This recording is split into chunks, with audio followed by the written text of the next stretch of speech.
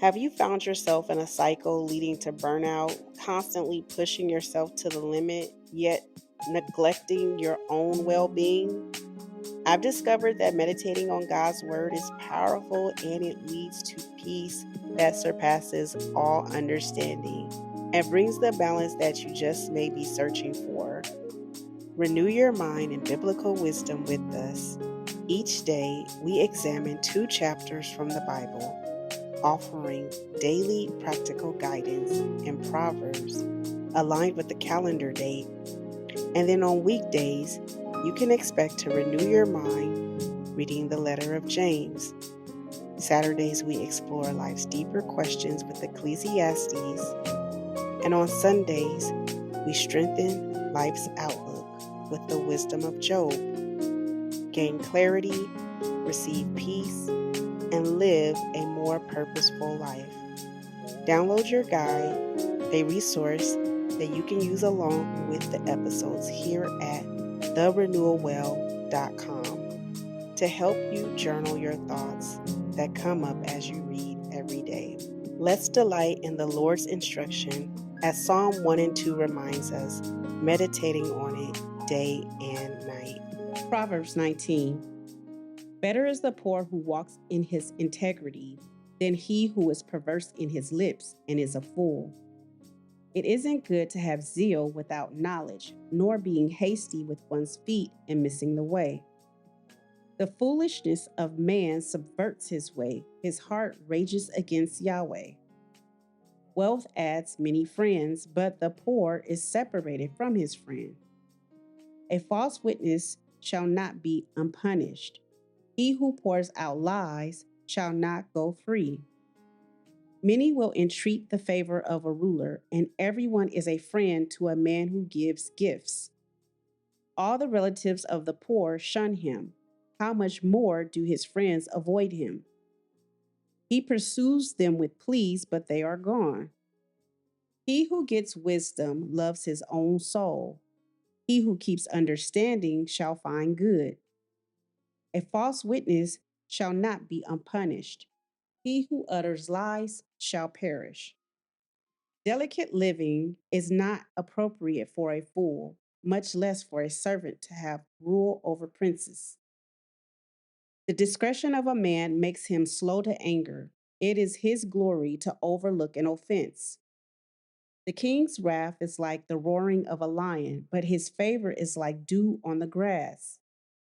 A foolish son is the calamity of his father. A wife's quarrels are a continual dripping. House and riches are an inheritance from fathers, but a prudent wife is from Yahweh. Slothfulness casts into a deep sleep.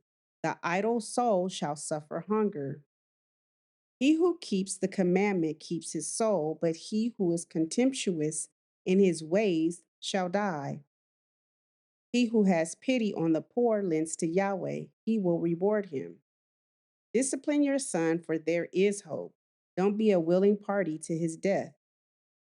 A hot-tempered man must pay the penalty, for if you rescue him, you must do it again. Listen to counsel and receive instruction, that you may be wise in your latter end.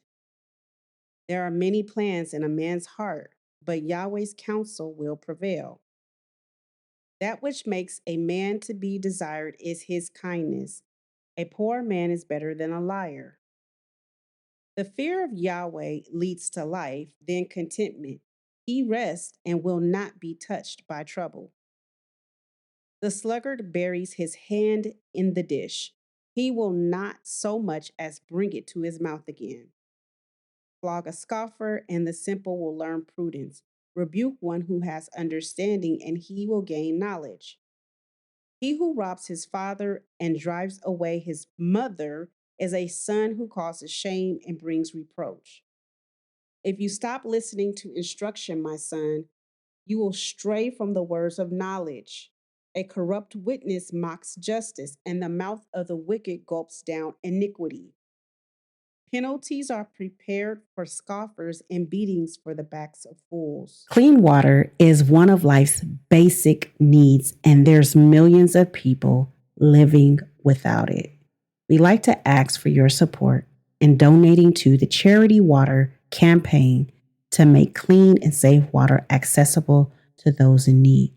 Visit our podcast description and show notes for more info. If this podcast is encouraging to you and it's been uplifting to you, be sure to follow and subscribe, and then leave a review so that this message can reach even more and spread the love of God's word abroad.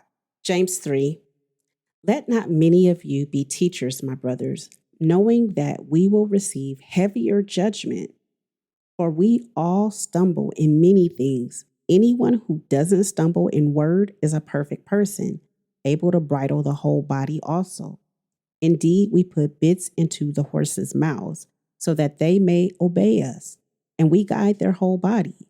Behold, the ships also, though they are so big and are driven by fierce winds, are yet guided by a very small rudder, wherever the pilot desires. So the tongue is also a little member and boasts great things.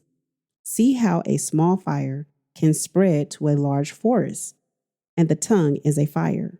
The world of iniquity among our members is the tongue, which defiles the whole body and sets on fire the course of nature, and is set on fire by Gehenna.